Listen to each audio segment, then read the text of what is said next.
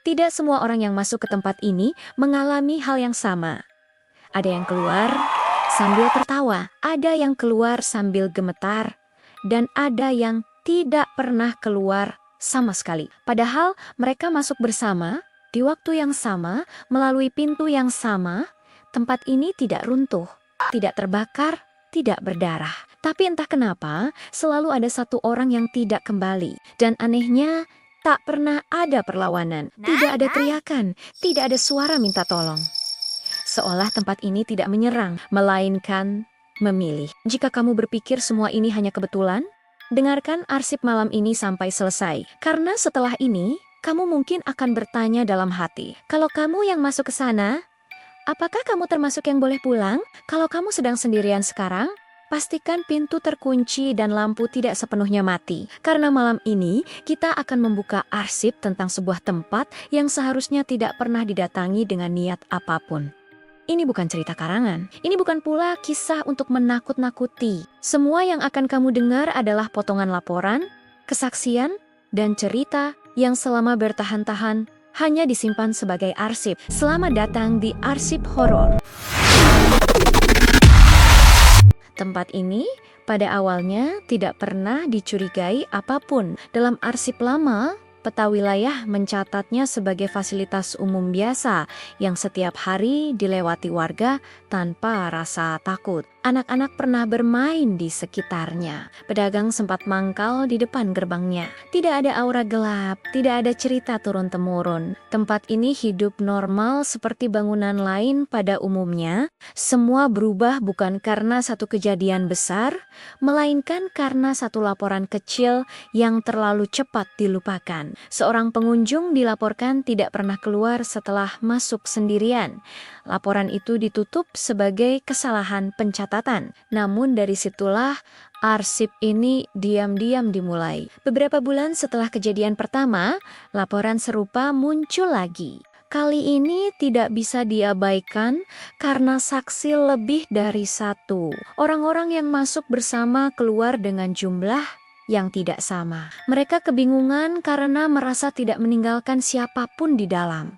Tidak ada teriakan, tidak ada tanda panik. Satu orang seolah terhapus dari alur waktu di tempat itu. Sejak saat itu, warga sekitar mulai memperhatikan sesuatu yang tidak pernah mereka sadari sebelumnya. Yang pertama disadari adalah perbedaan pengalaman. Ada orang yang masuk dan keluar tanpa merasakan apapun, santai, bahkan menganggap cerita-cerita sebelumnya berlebihan. Namun, ada juga yang hanya melangkah beberapa meter lalu merasa dadanya sesak. Seperti ada tekanan berat yang tidak terlihat. Ada yang tiba-tiba kehilangan orientasi arah, merasa ruangan memanjang tidak wajar.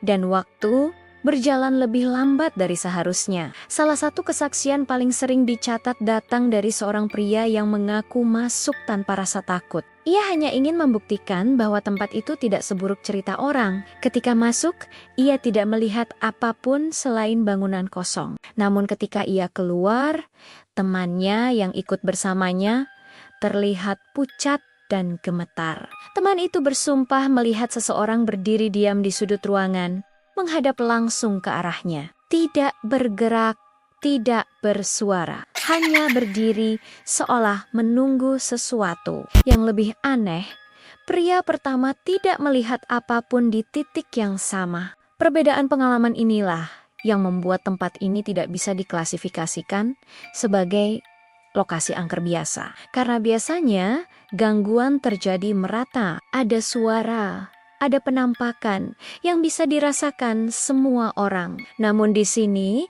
hanya orang-orang tertentu yang mengalaminya. Dan itu terjadi tanpa pola yang mudah ditebak. Warga sekitar kemudian mulai menyusun pola mereka sendiri. Bukan secara resmi, tapi lewat obrolan pelan di malam hari. Mereka menyadari bahwa orang-orang yang mengalami gangguan biasanya datang sendirian atau datang dengan kondisi emosi tertentu.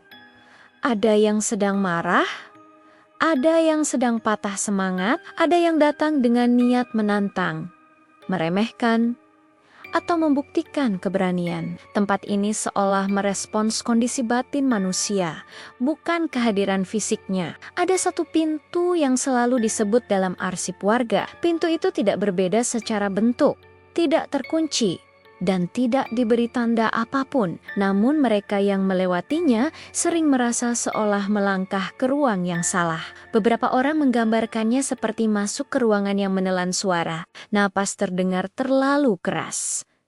Langkah kaki terasa asing dan rasa diawasi muncul tanpa arah yang jelas. Waktu juga memainkan peran penting. Bukan tengah malam, bukan jam-jam klasik horor, justru sore hari ketika cahaya matahari masih menyentuh dinding bangunan. Di waktu itu, bayangan sering terlihat bergerak cepat di sudut mata. Orang-orang yang memaksakan diri bertahan biasanya keluar dengan kondisi linglung, seperti kehilangan sebagian fokus mereka. Yang paling mengganggu adalah cerita tentang mereka yang keluar tapi tidak kembali sepenuhnya.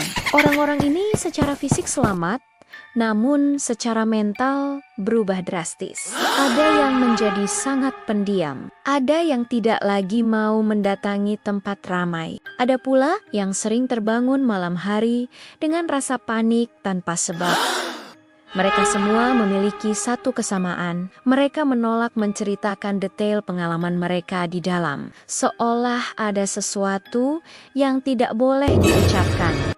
Arsip lama menyebutkan bahwa tempat ini pernah digunakan sebagai lokasi seleksi pada masa lalu. Bukan seleksi resmi, melainkan tempat penyaringan informal bagi orang-orang tertentu. Warga lama percaya bahwa energi tempat tersebut terbentuk dari kebiasaan manusia sendiri, yang datang dan pergi dengan niat berbeda-beda seiring waktu. Tempat itu seolah belajar membedakan siapa yang sekadar lewat dan siapa yang datang dengan beban tertentu. Urban legend setempat menyebut adanya sosok yang bukan penunggu, bukan pula arwah gentayangan. Mereka menyebutnya sebagai penjaga pilihan, sesuatu yang tidak menyerang tapi menentukan. Ciri-ciri sosok ini tidak pernah jelas. Tidak ada yang bisa menggambarkan wajahnya secara utuh. Yang sering disebut hanyalah sensasi kehadiran. Rasa diperhatikan tanpa arah.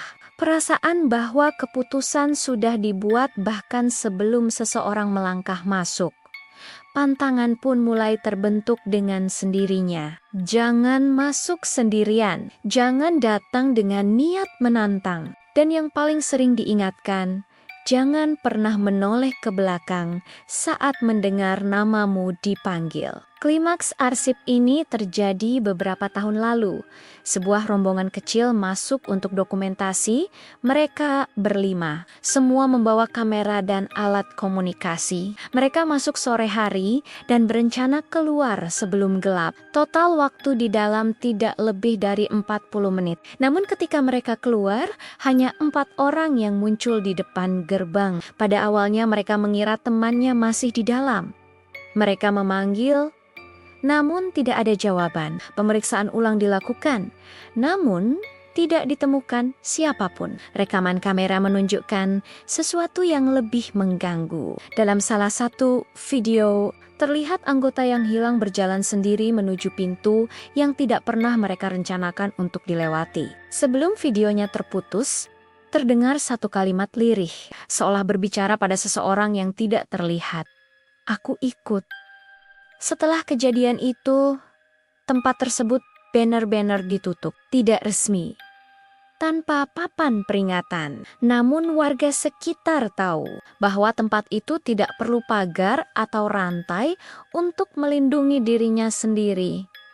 Ia hanya menunggu, dan ketika seseorang datang dengan kondisi yang tepat, ia akan memilih lagi. Tidak ada kesimpulan pasti dari arsip ini. Tidak ada penjelasan ilmiah yang bisa menutup semua celah. Yang ada hanyalah pola, kesaksian, dan satu kenyataan yang tidak bisa dibantah. Bahwa tidak semua orang yang masuk ke tempat itu mengalami hal yang sama. Dan itu justru yang paling menakutkan. Tidak semua tempat menyimpan kejahatan, beberapa hanya menyimpan pilihan. Arsip ini bukan untuk membuatmu takut, melainkan untuk mengingatkan bahwa niat dan kondisi manusia seringkali menjadi kunci dari apa yang mereka temui. Jika kamu menikmati arsip ini dan masih berani mendengarkan yang berikutnya, pastikan kamu kembali, karena masih banyak tempat lain yang diam-diam memperhatikan. Dan tidak semuanya membiarkan semua orang pulang. Ini adalah arsip horor.